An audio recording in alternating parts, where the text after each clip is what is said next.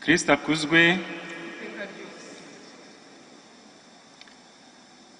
Hari abantu bigeze kugira amahirwe yo guturana n'umukristo w'umunyempano mu kunga abantu, bakaba baramukundaga cyane, bakanakunda kumwita akazina ka Gisubizo. Uyu mugabo yari afite ingabire idasanzwe yo gukemura amakimbirane. Nta kibazo cy'abaturanyi cyamunaniraga. Iyo abaturanyi bagiranaga ibibazo hagati yabo, barabazanyaga bati ko dushwanye turiyambazane. Nitujya kwa Nyumba Kumi araduhana, nitujya kwa padiri turasanga afite abantu benshi ku buryo dushobora kuvayo tutamubonye. Nitujya kuri polisi hari igihe bamwe muri twe barafungwa.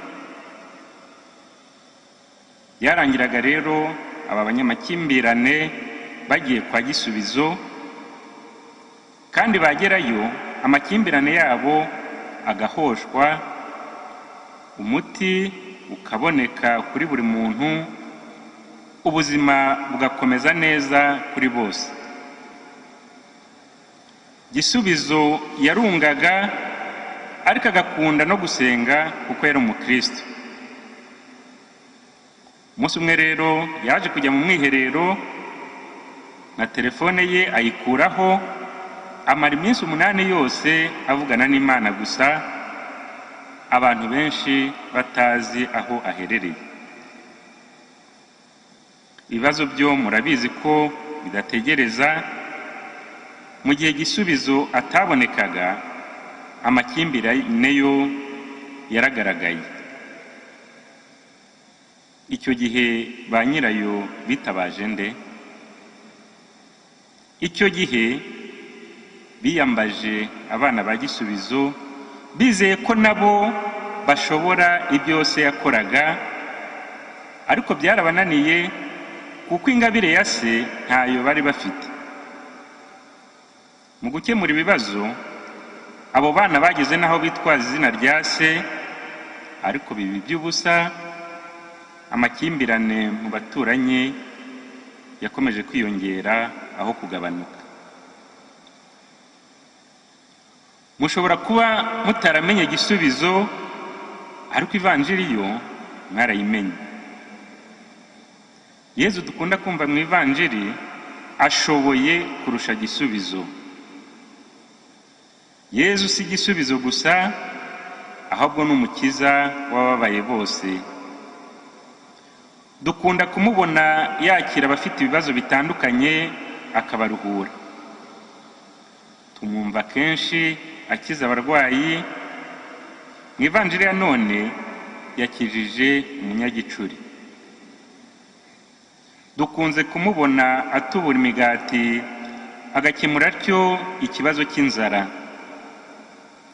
Si n'ibyo gusa, kuko kenshi tunamwumva avugira abarengana, abapfakazi, abana, abakene, abanyamahanga n'abandi. Yezu adutoza kandi kubabarirana, kwiyunga no kwimakaza amahoro muri byose. Yezu niwe buhungiro bwacu. Nta kibazo twigeze twumva ko cyamunaniye, biratinda akadusubiza. Cyakora kimwe n'uriya mugabo Gisubizo twumvise, Yezu nawe umwanya we wose ntushirira mu gukemura ibibazo. Afata akanya nawe agasenga, ndetse akigisha no gusenga. Ejo bundi hashize twabwiwe ukuntu yazamutse umusozi hanyuma yihindura ukundi. Kuri uriya musozi, umuntu avuze ko Yezu yari yagiyeyo mu mwiherero ntiyaba yibeshye. Yagiyeyo ajyanye n'inkoramutima ze Petero, Yakobo na Yohani. Ikibazo rero ni iki? Ko indwara zikunda kuza zitunguranye, ko ibibazo bidategereza uwagiye ngo azabanza agaruke. Igihe Yezu yari mu mwiherero ku musozi, abanyabibazo biyambazaga nde? Abarwayi baganaga nde? Icyo gihe basangaga abigishwa, kuko Yezu yari yarabahaye ububasha bwo gukiza indwara. Amaze guhamagara abigishwa be 12, abaha ububasha bwo kuganza roho mbi no kuzirukana, n'ubwo gukiza icyitwa indwara n'icyitwa ubumuga cyose. Urabona ko Papa uriya munyagicuri twumvise mu Ivanjili ya none atari yibeshye adresse igihe yaganaga abigishwa ngo bamukirize umwana. Cyakora umwana we ntibamukijije, byabaye ngombwa ko uriya mupapa ategereza ko Yezu amanuka ku musozi, nuko aramubwira ati, umwana wanjye namuzaniye abigishwa bawe ntibashobora kumukiza. Kuki se abigishwa bananiwe gukiza uyu mwana kandi Yezu yari yarabahaye ububasha buhagije? Iki kibazo abigishwa ubwabo bakibajije Yezu mbere yacu. Ni iki gituma twebwe tutashoboye kuyirukana? Yezu ati, nuko mufite ukwemera guke. Si abigishwa gusa Yezu abwira, ahubwo natwe aradukurugutura agira ati, mbe bantu b'iki gihe babemera gato kandi b'inkozi z'ibibi, nzabana namwe kugeza ryari? Nzabiyumanganya mperezehe? Ikibazo abigishwa bafite ntabwo ari ukutagira ukwemera, ahubwo ni ukugira ukwemera guke, ni ukuba abemera gato. Uku kwemera ntikwakora ibitangaza, ntikwakiza nubwo nako ari ukwemera, ntikwakiza kuko gucagase. Kwemera gucagase ni kwa kundi kw'amagambo gusa, ni kwa kwemera kw'izina gusa. Ni ukwemera kumeze nk'ukw'abana ba Gisubizo twumvise bitwazaga izina rya se, bakeka ko ibyo byatuma bakora ibitangaza nka se.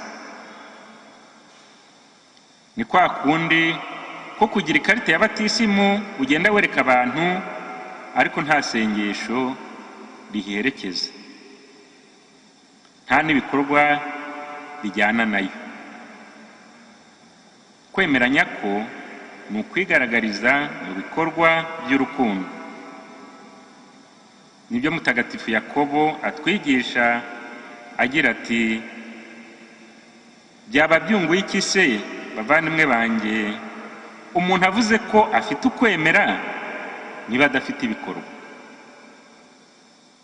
Uko kwemera se gushobora kumukiza?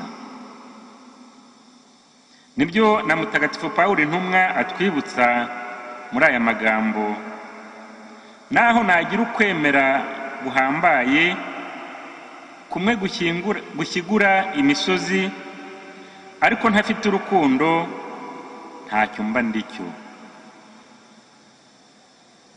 Ariko tunibuke ko ukwemera ari ingabire. Ukwemera ni kado Imana iha abana bayo.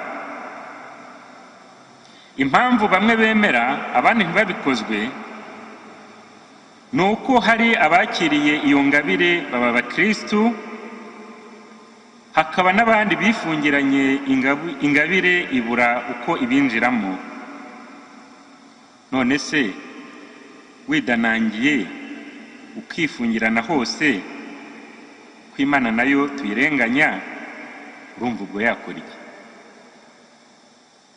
Urumva ubwo Roho Mutagatifu yakwinjiramo ate? hatinjiye se ingabire y'ukwemera n'izindi ngabire Roho Mutagatifu agaba, wazazironka ute? Cyakora ni wowe waba wihombeye. Ingabire y'ukwemera nituyigire iyacu, nituyibyaze umusaruro, niturange mu byacu byose, iturange igihe n'imburagihe. Ukwemera ugomba kuba muri ADN y'umukristo, ku buryo hakonja hashyuha ugukozeho wese asanga uhagaze neza nk'umukristo, ku buryo mu byishimo kimwe no mu makuba ukomeza kuba wa Kristo. Mu kurangiza, nk'uko abigishwa babigenje, reka natwe dusabe Yezu kutwongerera ukwemera. Twongerere ukwemera Nyagasani, we Mana yacu n'Umwami wacu. Bikira Mariya, Mwamikazi w'amahoro, udusabire.